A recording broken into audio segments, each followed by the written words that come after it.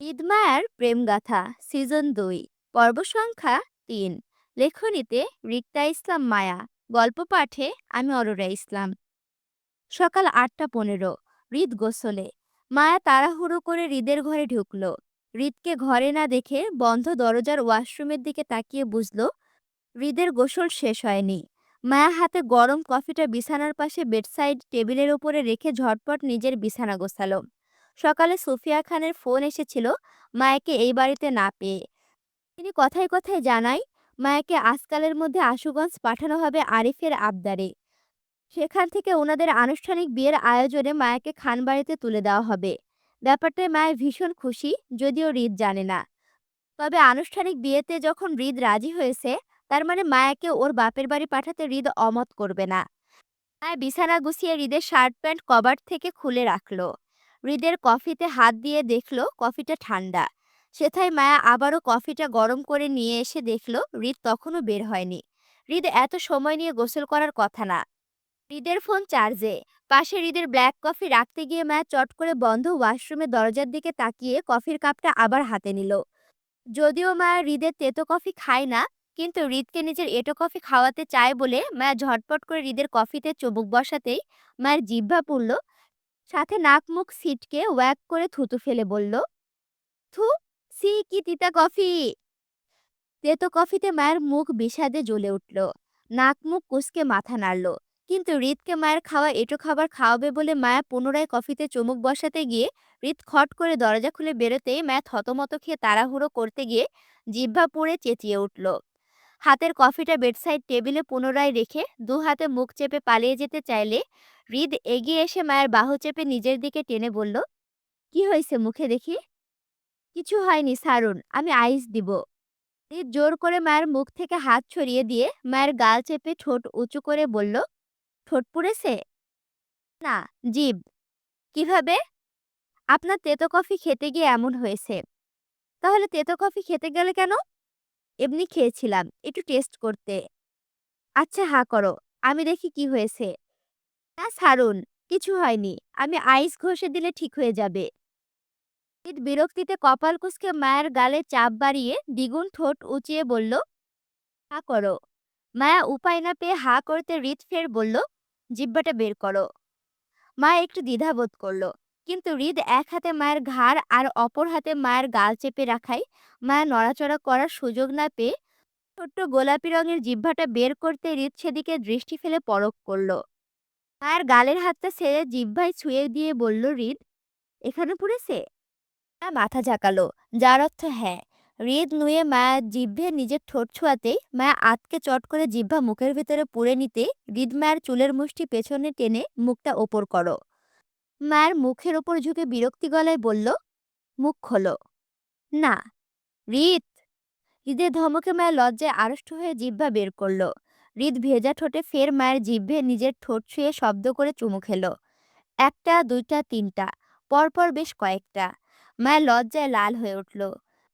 হৃদ মায়ের কম্পিত শরীরটা কোমর চেপে নিজের বুকে ঠেলল। হৃদ বেশ সময় নিয়ে মায়ের জিভে ঠোঁট চেপে শেষবার শব্দ করে চুমু খেয়ে বলল, বেশি জ্বলছে? হৃদ মায়ের চুল ছাড়লেও কোমর ছাড়ল না। মায়ের লজ্জায় আড়ষ্ট হয়ে অসম্মতিতে মাথা নাড়তেই হৃদ বলল, গরম কফিতে মুখ দিয়েছিলে কেন? হৃদের কথায় মায়া মিনমিন করে বলল, আপনি সব কিছুতে নাক ছিটকান, সেজন্য আমি আপনার কফি খেয়ে এঁটো করতে চাচ্ছিলাম। নাক আমি সবার জন্য ছিটকাই, তোমার জন্য না। তোমার কোনো কিছুতে আমার শখ কিংবা ঘৃণা আসে না, হৃদ। মায়া অবিশ্বাসের ন্যায় শুধালো হৃদকে বলল, সত্যি? হৃদ ঝুঁকে মায়ের গালে শব্দ করে চুমু খেয়ে বলল, তুমি আমার অমূল্য সম্পদ, হৃদ, যার মূল্যায়ন আমার জীবনে অতুলনীয়। সামান্য কফি কেন, তোমার সাথে এই জীবন ভাগাভাগি করতে প্রস্তুত। হৃদ খালি গায়ে মায়াকে দু হাতে জড়িয়ে মায়ের গালে নিজের নাক ঘষল। মায়া শিরশির করে কেঁপে হৃদকে টেনে দাঁড় করিয়ে প্রসঙ্গ পাল্টে বলল, আচ্ছা, আপনি সবসময় আমাকে হৃদ হৃদ বলে ডাকেন কেন? তাহলে কি ডাকবো? আমার নাম রিক্তা ইসলাম মায়া। দুটো নামের একটা নামও আপনি ডাকেন না কখনো। মাঝে মধ্যে যখন আপনি আমায় রিত রিত বলে চেঁচিয়ে ডাকেন, তখন আমার মনে হয় আপনি আমাকে না, নিজেকে ডাকছেন। আপনার নামের সাথে আমার নিজের নাম গুলিয়ে ফেলি। হৃদ অল্প হেসে নাক টেনে বলল, সেজন্যই তো ডাকি ম্যাডাম। মানে? আমার নাম কি? মায়া হৃদের নাম জবানে বলতে ইতস্তত করায় হৃদ ফের বলল, বলো। আব্রাহাম হৃদ খান। শর্ট নাম কি? হৃদ। আমি তোমাকে কি ডাকি? হৃদ। নো, এটা কিন্তু হৃদ না, রয় হর্ষি ত হৃদ, বুঝছো? এখন হৃদ আর হৃত দুটো নামের শব্দগুলো এলোমেলো করে একটা আরেকটার সাথে মিলাও। তোরে মায়া বলছে, মানে দুটো নাম ভাঙবো? হুম, কিভাবে? ধরো হৃদের রি আর রিতের ত নিলে যেমন হৃদ হয়, তেমনি রিতের রি আর হৃদের দ নিলেও হৃদ হবে। মানে আমাকে ভাঙলে তোমাকে খুঁজে পাওয়া যাবে, আবার তোমাকে ভাঙলে আমাকে খুঁজে পাওয়া যাবে। বুঝেছেন ম্যাডাম? মায়া হতবাকের ন্যায় মাথা নাড়ল। আসলেই তো ব্যাপারটা চমৎকার। মায়া এই সুন্দর বিষয়টা আগে লক্ষ্য করেনি কেন? হৃদ মায়ের কপালে ঠুকা দিয়ে সরে দাঁড়ালো। মায়া নামিয়ে দেওয়া শার্ট প্যান্ট অফিসের জন্য রেডি হলো। হৃদ ভেজা চুলে বিছানায় বসে মায়াকে কাছে ডেকে বলল, কাছে এসো। হৃদ মায়াকে ডেকে নিজের হাতে টেনে মায়াকে মধ্যস্থতায় দাঁড় করিয়ে বলল, মাথা মুছো। মায়া তোয়ালে না খুঁজে নিজের সুতির ওড়নাটা দিয়ে হৃদের মাথা মুছতে মুছতে নিজের বিয়ের প্রসঙ্গ টেনে বলল, আম্মু বলেছে কিছুক্ষণ পর এখানে আসবে আমাকে নিতে। আজ নয়তো কাল আমাকে আশুগঞ্জ পাঠিয়ে দেবেন বলেছে। আরিফ ভাই আমাদের বিয়ে আমাদের বাড়ি থেকে আমাদের বিয়ের আয়োজন করতে চাচ্ছে। এতে অবশ্য কারো কোনো অমত নেই। মায়ের কথা শেষ হতে হৃদ তপ্ত মেজাজ চোয়াল শক্ত করে বলল, ও আমার, বিয়ে আমার, আর ডিসিশন দেবে অন্য কেউ? আমি কি তাদের হাতে ভাত খাই? হৃদকে রেগে যেতে দেখে মায়ের হৃদকে বোঝাতে চেয়ে বলল, আপনি ভুল ভাবছেন নেতা সাহেব। এই পরিবারের সবাই চায় বলে এমন ডিসিশন নেওয়া। তাছাড়া এটা তো আর আমার পরিবারের একা ডিসিশন না, আপনার পরিবারের সম্মতি দেওয়াতেই। মায়ের কথার মাঝে হৃদ মায়াকে ঠেলে নিজের থেকে দূরে সরিয়ে উঠে দাঁড়ালো। চোয়াল শক্ত করে চিবিয়ে বলল, রং ঢঙের বিয়ে করতে চাইলে আমার বাড়ি থেকে অনুষ্ঠান করো, আর নয়তো বিয়ে ক্যান্সেল। আমি তোমার বাড়িতে যেতে পারবো না। অপমানিত স্থানে আমি দ্বিতীয়বার ফিরে যাই না। হৃদের কথায় মায়াও খানিকটা রাগ দেখিয়ে বলল, আপনি এখন আমার পরিবারকে ছোট করছেন নেতা সাহেব। আমি ছোট করছি না, তারা আমাকে ছোট করেছে, সেজন্য আমি দূরত্ব বজায় রাখছি। শোনো হৃদ, কোনো কিছুর শুরু আমি করি না, কিন্তু কেউ আমাকে তুচ্ছ করবে আর আমি তাকে সম্মান ঠুকবো এতটা ভালো নই আমি। বউ ভালোবাসি, কিন্তু শ্বশুরবাড়ির অপমান ভুলে যায়নি। আমার সাথে সংসার করতে চাইলে আমার বাড়ি থেকে অনুষ্ঠান করতে হবে, নয়তো। নয়তো কি? হ্যাঁ, অন্যায় তো আপনিও করেছেন, আমি তো আপনাকে ক্ষমা করে একটা সুযোগ দিয়েছি। তাহলে আমার পরিবার কেন পাবে না সেই সুযোগটা? সব ভুলেরই তো ক্ষমা আছে। তাহলে আপনি কেন সবকিছু পুষে রাখছেন এখনো? মায়ের তর্কে হৃদের মেজাজ খিচে যায়। সে মুখে মুখে তর্ক বিষয়টা নিতে পারে না। হৃদ মেজাজ খিচে দাঁতে দাঁত পিষে বলল, আমি তোর মতন ভালো মানুষ না, তাই কাউকে ক্ষমা করতে পারি না। এখন তর্ক করবি না, আমার মেজাজ খারাপ হচ্ছে। রাগারাগির মাথায় মায়াও একটা অভাবীয় কথা বলে ফেলল হৃদকে। আমি কিছু বললে আপনার মেজাজ গরম হয়ে যায়, আর আপনি যেসব করেন তখন মানুষের কষ্ট লাগে না? না। আমার বাবা আপনার কাছে মেয়ে বিক্রি করে দিয়েছিল যে আমি আর বাপের বাড়িতে যেতে পারবো না এমন কিছু? আমার পরিবারকে ক্ষমা করতে না পারলে সেই পরিবারের মেয়ের সাথে কিভাবে শোন? এখন ঘৃণা লাগে না ছুতে? ঠাস! হৃদের শক্ত হাতের থাপ্পড়ে মায়ের ছিটকে পড়ল খাটের কিনারায়। অল্পের জন্য মায়ের কপাল ফাটেনি খাটের কোনায় লেগে, তবে মায়ের ঠোঁট কেটেছে। হৃদ মায়াকে থাপ্পড় দিয়েও রাগ কমেনি। সোফার টেবিল তুলে ছুঁড়ে মারল কালো বড় টিভিটার ওপর। বিকট শব্দ, অসংখ্য কাচের টুকরোর ন্যায় ভেঙে পড়ল সব। হৃদ গর্জে উঠে মায়াকে বলল, হৃদ খান ছুঁয়েছে বলে তোর এত দেমাগ? যাহ, ছোবো না আর। যে নারী স্বামীর সম্মান বোঝে না, সে নারীর প্রয়োজন এই হৃদ খানের নেই। তুই তোর নোংরা শরীর নিয়ে বেরিয়ে যাবি আমার ঘর থেকে। তোর সাথে সংসারের মাইরে বাপ। হৃদ তপ্ত রাগে অগ্নিশিখার ন্যায় বেরিয়ে যায়। মা অঝোর ধারায় ফুঁপাতে লাগলো। হৃদের রাগ বেশি মায়া জানে। রাগারাগিতে মায়া চুপ করে গেলেও হয়তো হৃদও চুপ করে যেত। মাথা গরম থাকায় মায়াও রাগ সহ্য করতে পারেনি, আর তাতে দুজনের সম্পর্ক ফাটল ধরে।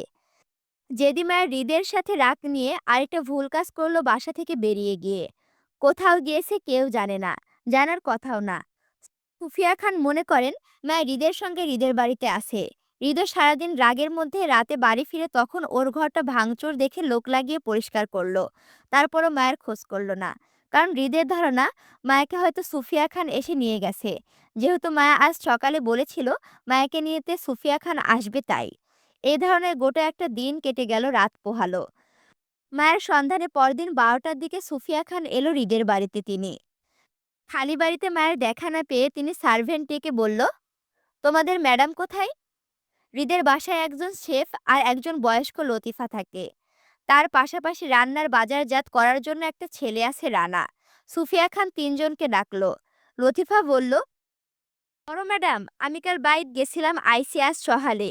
এই লাগে কইতে পারুম না ছোট ম্যাডাম কই আছে। ওই ছোট ম্যাডাম রে আমি এই হানায়া পাইছি না। ছোট ম্যাডাম এই বাইত নাই। তোমাদের স্যারের সাথে গেছে তাহলে? কইতে পারুম না বড় ম্যাডাম। আপনারা কেউ কিছু বলতে পারবেন? শেফ হানিফ সেও একই ভঙ্গিতে মাথা নাড়ল, জানে না বলে। শিক্ষিত হানিফ শুদ্ধ ভাষায় বলল, ম্যাডাম, কাল সকালে আমি রানাকে নিয়ে বাজার করতে গিয়েছিলাম, সেজন্য মায়া ম্যাডামের কথা বলতে পারবো না। তবে কাল থেকে আমারও মায়া ম্যাডামকে এই বাড়িতে দেখিনি। আমরাও মায়া ম্যাডামকে এই বাড়িতে দেখিনি। হয়তো স্যার বলতে পারবেন। আচ্ছা যান আপনারা। লতিফা, আমাকে একটা কফি দাও তো। জি ম্যাডাম। সুফিয়া খান হৃদকে কল মিলালো। স্বাভাবিক ধরে নিল মায়ার হৃদের সঙ্গে আছে কোথাও।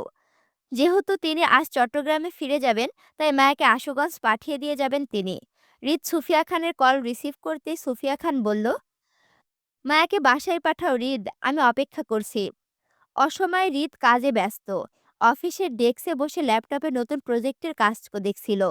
মায়ের কথায় হৃদ বিরক্তির গলায় বলল, আম্মু বিরক্ত করো না, ব্যস্ত আমি। গম্ভীর সুফিয়া খানের কপাল কুঁচকে গেল। অসন্তুষ্টি গলায় বলল, হৃদ, তুমি জানো অপ্রয়োজনীয় কথাবার্তা আমি বলি না। মায়াকে দিয়ে যাও, আমি তোমার বাড়িতে এসে বসে আছি। লেট করবে না, আমাদের বেরোতে হবে। মায়াকে আশুগঞ্জ নামিয়ে আমি চট্টগ্রাম ফিরব। আমার কাছে হৃদ নেই। নেই মানে? কোথায় গিয়েছে ও? তোমার বাড়িতেও নেই? কালও তোমার বাসায় যায়নি? না। মায়ের কথায় হৃদের এবার টনক নড়ল। হৃদের জানা মতে মায়া কাল সকালে বেরিয়ে গিয়েছিল। যদি সুফিয়া খানের বাড়িতে না যাই, তাহলে কোথায় গিয়েছে? শিট! হৃদ দৌড়ে বেরিয়ে গেল। হৃদকে হন্তদন্ত হয়ে বেরিয়ে যেতে দেখে আসিফও পিছনে দৌড়ালো। আচানক হৃদ কল কেটে দিতেই সুফিয়া খান বুঝল মায়া নিখোঁজ। তৎক্ষণাৎ আরিফকে কল মেলাতেই আরিফ বেশ স্বাভাবিকের ন্যায় সুফিয়া খানের কলটা রিসিভ করলো। যেহেতু সুফিয়া খানের সাথে মায়ের বিয়ের ব্যাপারটাই প্রায় কথা হয়, আরিফের বলতে গেলে রোজ। আজ মায়াকে আশুগঞ্জ দিতে যাওয়ার কথা, বিষয়টা মাথায় রেখে আরিফ সালাম দিয়ে বলল, আসসালামু আলাইকুম আন্টি।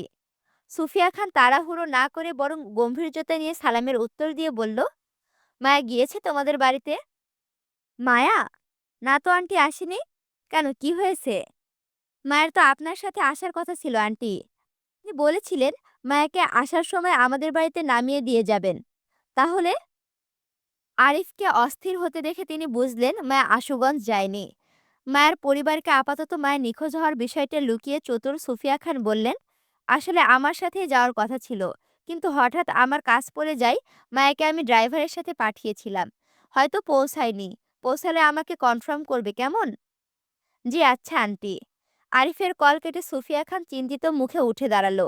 মেয়েটা হঠাৎ কোথায় যেতে পারে কাউকে না জানিয়ে? নিশ্চয় হৃদ কিছু বলেছে বলে মায়া বাড়ি ছেড়েছে। কিন্তু মায়া ওনার কাছে না গিয়ে কোথায় যেতে পারে এ অপরিচিত শহরে? নাকি ওনার কাছে যেতে গিয়ে মায়া পথ হারিয়ে কোনো বিপদে পড়েছে? সুফিয়া খানের শক্ত মন আওড়ালে ওনার মাতৃত্বের মনটা ভয়ে কু ডাকছে। মায়া 24 ঘন্টার ওপরে নিখোঁজ। বাইরের মানুষের মতো দেখতে হিংস্র পশুর অভাব নেই। তারা নারীর গন্ধ খুঁজে বেড়ায়। আল্লাহ না করুক মায়া কোনো অমানুষের হাতে না পড়ুক। প্রচণ্ড অস্থিরতায় সুফিয়া খান ঘর থেকে বেরোলো। গেইটে দুইজন দারোয়ান দাঁড়িয়ে। তারা নিশ্চয় বলতে পারবে মায়া কখন বেরিয়েছিল কাল। তিনি মায়ের খোঁজে গেইটের পাহারাদার দুজনকে ডেকে প্রশ্ন করে বলল, আপনার ম্যাডাম কাল কয়টার সময় বাসা থেকে বেরিয়েছিল কিছু বলতে পারবেন? মুন্না আর ইকবাল দুজন গেট পাহারাদার একে অপরের মুখ চাওয়াচাওয়ি করে খানিকটা ইতস্ততায় মুন্না বলল, ম্যাডাম, ছোট ম্যাডামরে আমরা কেউ বাইর থেকে বাইর হতে দেখি নাই। দেখো নাই মানে? গেট পাহারে তোমরা ছিলে, তাহলে তোমাদের চোখের ওপর দিয়ে একটা মেয়ে হাওয়া হয়ে গেছে? নাকি তোমরা গেটে পাহারায় ছিলে না? সুফিয়া খানের শক্ত চোয়ালের কথায় ভয় পেয়ে গেল দারোয়ান দুজন। তারা দুজন মাঝে মধ্যে একটু একটু সময় দিনের বেলায় ঘুমিয়ে যায় বসে বসে। তখন যদি সেই সুযোগে ওদের ম্যাডাম বাড়ি থেকে বেরিয়ে যায়, তাহলে ওরা বলতে পারবে না। দুজনকে চুপ করে থাকতে দেখে সুফিয়া খান রাগে দাঁতে দাঁত পিষল। হাতে ফোনটাই কারো নাম্বারে ডায়াল করতে করতে বলল, তোদের দুজনকে আমি পুলিশে দেব।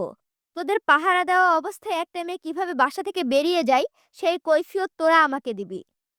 ছেলে দুটো দৌড়ে এসে সুফিয়া খানের পায়ে পড়ে আহাজারি করে বলল, ম্যাডাম আমাগরে মাফ কইরা দেন, আমরা কেউ বুঝবার পারি নাই, ছোট ম্যাডাম চইলা যাইব। ম্যাডাম আমাগরে মাফ কইরা দেন ম্যাডাম, আর এমন হইব না।